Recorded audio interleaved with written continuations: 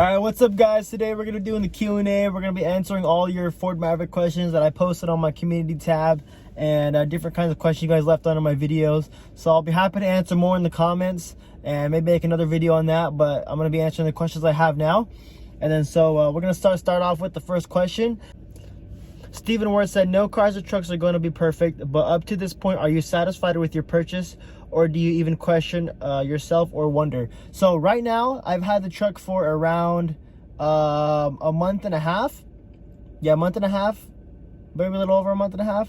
But I really love the truck. There hasn't been a second to where I really questioned myself. When I first bought the truck, I was questioning myself. I was like, oh man, I have to pay a payment, because all my other cars are paid off. And it's a 2007 Mustang, so I'm not paying on that. And then it's a 2003 F350, not F250, Ram 3500, so I'm not paying on that. That's kind of something I worried about. But the 500, I pay $500 a month, a little 5 something over a month. I'll get the correct number right here on the screen. And my truck cost $33,000. And he said, if you should have purchased another maker model. And no, I am really happy with the XLT. I was originally going to try to get the base model, but I couldn't really find one with a 4K tow package that's not going to be built by myself, and I didn't want to have to wait for a build date and wait for it to get built and everything. So that's why I didn't go with building my own route and everything. That's why the one I got is built by someone else, but they built it pretty damn good to where I am satisfied with mostly everything. Like, the only thing I wish I had was 360 co-pilot, so that's one thing I would add. And besides that, really nothing else. I'm not sure if the 360 co-pilot comes with the adaptive cruise control. That would have been nice. And then one thing I wish it did have is a camera in the front. Like my dad's truck has a camera in the front showing like what's right in front of you. I wish it had that. That's nice. And so there's not really too many pros or too many cons. So one con I would say is it's just kind of a smaller truck, which is good in some cases, but it's not good if you need to like carry like a couch or something big, you know, where my other truck with my 8-foot bed, I'll be able to carry anything I want in there. I could barely fill up the bed all the time. Actually, I do fill up the bed when we do need to haul stuff around. That's also a pro. That's also a pro, being so small. Like, it gets around town. I could park it so easy. I've drove us through San Francisco. I've drove us through a bunch of different cities already now. And I drove across country. And it's kind of really the perfect size for, like, me at this moment in time in my life. And so that's one of, like, the big pros I see. And it gets awesome gas mileage. It gets less awesome gas mileage now that I put the tires on. And so right now I am averaging, since I got the tires on, I'm averaging 22 miles a gallon. And that's driving through town and highway, mostly town. And then on this last, I am running like 23 miles a gallon. So it looks like I lost like 2-3 miles a gallon with the heavier tires. And these tires are a lot heavier. I'll put the actual weight on there, but I believe these tires are like 44 pounds a tire. They're really heavy because they're 10 ply and they're like LT tires. So that's one thing that is a con to the tires. But the tires performed phenomenally in the snow. Like, I put a video on us going through the snow right now. They work perfect. I would recommend them highly. I was in love with my dirt tracks on my other truck, but these trucks really, these tires really showed out when I needed them to. So I really like these tires. So I do plan to get a lift for this truck eventually. I know there's one for rough country, but they're actually sold out right now. So I'm thinking about ordering one and then just waiting for it to come in, which I'm not really in a rush to lift it, just because I don't really need a lift right at this moment, you know. Next question is from Shut Your Face. Do you think a small lift and something like Blizzaks would have made that truck plow through the snow a little better? It is shockingly well with the existing setup though. Honestly, I don't think a set of real winter tires would have helped too much there. I feel like those help more on slippery conditions like ice and everything, but I don't really know a lot about winter tires, because I never really had the need for winter tires, because I just get the 3-peak rated when we travel, and like the dirt tracks and the KO2s, and those seem to do awesome for me. And I even drove my Mustang through these cheap Douglas tires, $55 Douglas tires, through snow and ice, and I never really had a problem. I drove through a lot of like bad weather, so I kind of know how to drive it, so I kind of safer. But of course I know, like up there, like getting more north and even like Wisconsin area and stuff, the snow gets really bad, a lot of ice. So I do think that would help a lot on a lot of the ice and everything. But up there, going through that snow, the only thing that really would have helped me more is having a little bit more speed and more ground clearance. I think it would have got some grip, but a lot of the times I was really spinning the tires, trying to dig into the ground, trying to get through the snow to get to the ground so I can get more grip. The next one is from Skeptical. Is the cabin of the Maverick spacious enough for you to store your stuff and move around in it? I think so. That's one thing I was big on telling you guys about this truck, is the inside does not feel as small as it looks on the outside. Like, it feels really big in here. Like, I can't touch the other door, and I have tons of room in here. Like, there's lots of cubbies. Like, on the back seat there's a whole cubby. I'll throw a video of that in right now. Like, I've got stuff in there right now, not too much. Got a bunch of bullets in there right now from hunting. And yeah, I think the seats are phenomenal. I think they're really comfortable, even though the seat I'm sitting on is coming apart. I'll throw a little video of that in. And but none of the other seats seem to have a problem. It's just the driver's seat, and a lot of other people with Mavericks have had that same problem. And then so that's something that I'm gonna get the dealership to fix no matter what, because that is defective. It should not be going, like some people said it's because I was sleeping in my seat, but there's tons of other people with the same problem that have it after 88 miles, and they might treat their truck like a princess, or I don't treat my truck like a princess, you know. Not saying it's bad to treat your truck like a princess, but the Ford Maverick's case, it should not be doing that after like 80 miles or so, which mine did it around like 4,000 I think. Are you planning to get a lift on the Maverick from BMG CG? I have one on order right now. I'm debating on getting it lifted and getting beefier tires. Love the videos, man. Well, thank you. I am planning to get a 2-inch lift for the truck, and that's kind of really the only thing I have planned right now. I want to get a light bar on here, but I'm not really sure where to mount it, because there's not really a lot of places to mount it. And then so I've been kind of like measuring the grill and stuff and trying to figure out where I can put them in. And I just want to put rock lights in, and I'm not really sure too much what yet. I want to get some more decals on. I actually make my own decals. And then so I'll actually be selling decals pretty soon. So I'm going to try to set up a website and everything, and maybe get some merch out, because we do have a screen printing business and embroidery. I do plan on getting a 2-inch lift. What is your MPG with the new tires? So this is another thing that I was going to come back to. So the tires are a lot heavier, so they're definitely going to get less MPG. And these are pretty much the biggest you can get. They're 245/65 R17s, I believe. And they're about 1 inch bigger than the original tires. So that's a lot, 1 inch bigger around circumference. Altogether, since I got the tires, I was getting around 22 miles a gallon. So I usually get like 25. And then so I lost like 3 miles a gallon. And then on my one that I started not too long ago, that's mostly highway driving, but still like half town, I was getting around 23. So that is down, but still it's pretty good. And right now in the wintertime, I'm not really focusing on MPGs so much as getting grip on the snow and staying in the middle of the road and not crashing. If you could add more options to your Maverick, what would you add? So to start off, I said the 360 because I want that lane assist, and then also adaptive cruise control is one thing I would like. And then that blind spot monitoring, I would add that on there, because these, if you guys don't know, these little blind spot mirrors, they suck.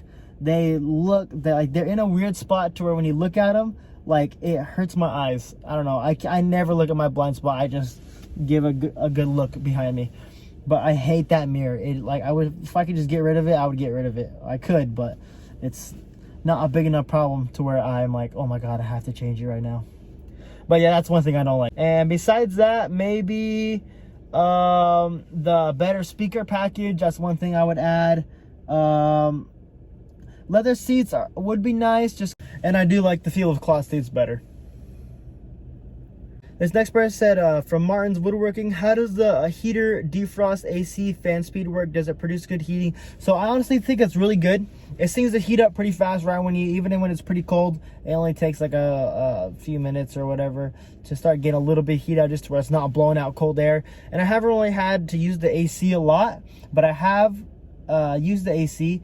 And actually, the one thing that I did kind of not like is I wish it had a little bit lower fan setting. Just because I like to keep the AC on low. I hate messing with like the degrees things. I don't really understand how that works still. But it works good, but I just don't understand how it works. And so I wish I had a little bit lower fan setting for AC and heater maybe. But if I don't like it, I just switch it to a different thing, like to come out the ground or to come out the defrost. So that's one thing, but it does work good. It heats up nice, and the heated seats work phenomenal. Like, they get super freaking hot, and it is nice when like your back hurts, like from riding dirt bikes or something. I'll turn that heated seat on and it gets very hot very fast. Next one is from Seismic Glare. Thinking of this being my first finance, is it good for a family of 4? It would be my daily road trip vehicle to take the family out. Not going to use as a work truck, much only when I really need to. With all that in mind, good family vehicle. So I think this is where I think this truck is perfect for a family. Like, especially a family of 4, you're going to fit 4 people in here phenomenally. We fit 5 people in here just like to go to the Kansas City game, and we fit in here fine. It was squished, but with 4 people, you're super comfortable. Like, you're not really worrying about space at all. And then until you put anything in the back, you have enough space in the back for a family of 4. It's to get such good gas mileage. If I were you, if I was doing that, I would stick some like, even maybe keep the original tires on just because they get good gas mileage. Don't put like bigger tires on. But if you do like the look, then that's something good to put on there.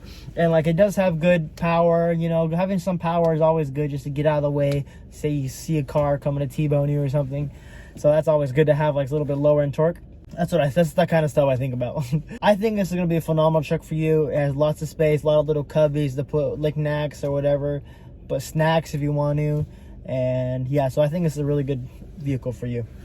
This also was my first big finance. I have financed 2 dirt bikes before this, but this was my first car finance. So that's why I was kind of nervous going into it, but I'm super glad I got it. Super glad. From Christopher, how is the road noise in the cab? I have had a really hard time finding anything that doesn't have ridiculous amounts of road noise. It's like there is no sound bad anymore. So that's another thing I like about this thing. Like, when you're traveling on the highway, even with these bigger tires, they're not much louder. Like, I barely notice them. But I do drive other vehicles that are way louder than this, and this thing feels like a freaking sound booth to me. So when you're like, even if you're traveling at highway speeds 80, you can still have a normal conversation, even with the people in the back seat, which that is a really big thing for me because I usually have a full car with my friends and everything. And so that is one good thing, that I really think it's a really quiet vehicle. From Jay Wesley, I'm going to get an XLT FF4. What is your opinion on hauling a quad at the back? So it kind of comes down to what kind of quad you're hauling. So if you're hauling like a big, let's say a big Can-Am Outlander, this is going to be a little tight for you, but I do think it will fit. You're just going to have to go up on the wheel well. So maybe put like a piece of wood down. You could go like up on it a little easier, but I'm pretty sure it is going to fit and you'll have no problems.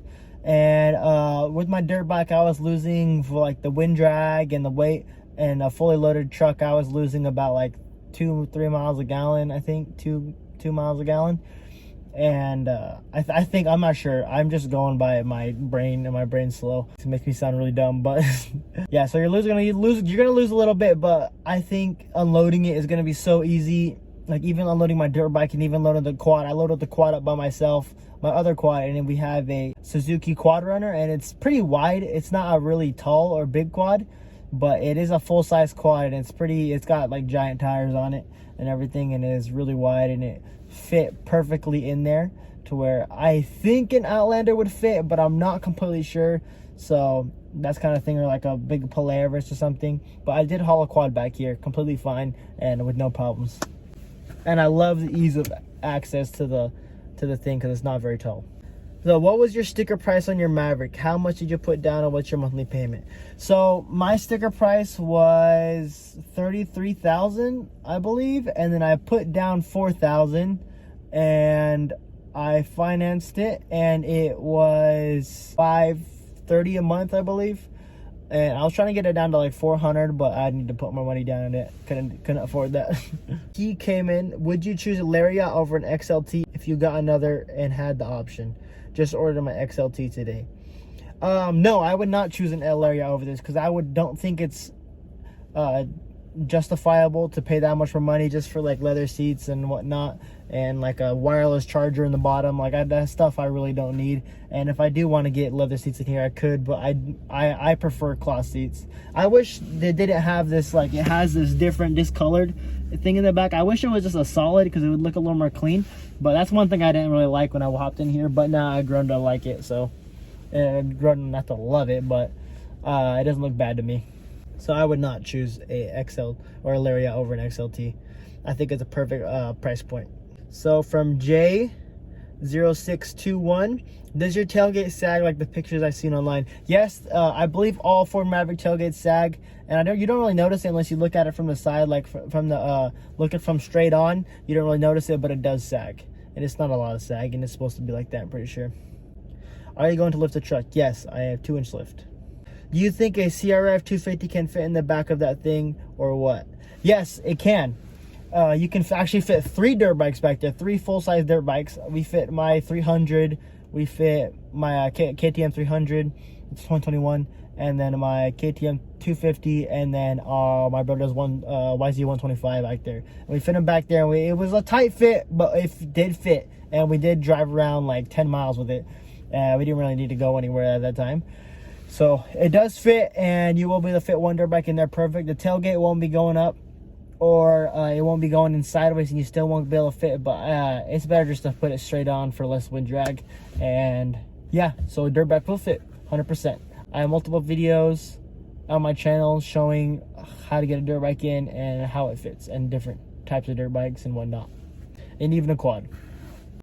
So this person said, Kate Beck in Snail said the cab looks similar in size to the Tacoma. So my friends actually were in a Tacoma, a older Tacoma, like a 2017, I believe, 2016. That's not older, but still new, but older than this truck. And they said this interior did feel bigger than the Tacoma. That's one thing I wanted to say. It was their opinion, but they said it did feel bigger. So Sandhill was talking about the Chiefs game, and so the Chiefs game, we didn't plan to go in. Like me and my brother, we didn't plan to go in. My whole family went there, but me and my brother were like, man, sorry guys, my phone ran out of space. But basically what I was saying is me and my brother didn't plan to go in there. And then so we seen the price of the tickets, and then we knew it was going to be a good game, and we really wanted to go to one, so we just decided to do it. And the tickets were like $250 plus like they were like $230 plus a $70 like a fee for whatever the fees for. And then so they came with like $300 a ticket, and oh my god, it was worth every penny. That was crazy. And this next Chiefs game, we did a scream booth thing, the decibel up thing, and you go in there, and whoever screams the loudest, you get you and a partner. Me and my sister actually went in there, and we got 119 decibels. One.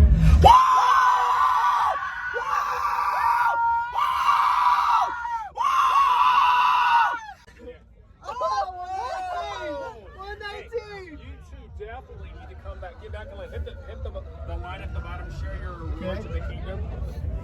And so we actually get to go to the next game for free. So they got us tickets, and we're planning to go to the Bengals versus Chiefs on Sunday. So that's going to be freaking awesome.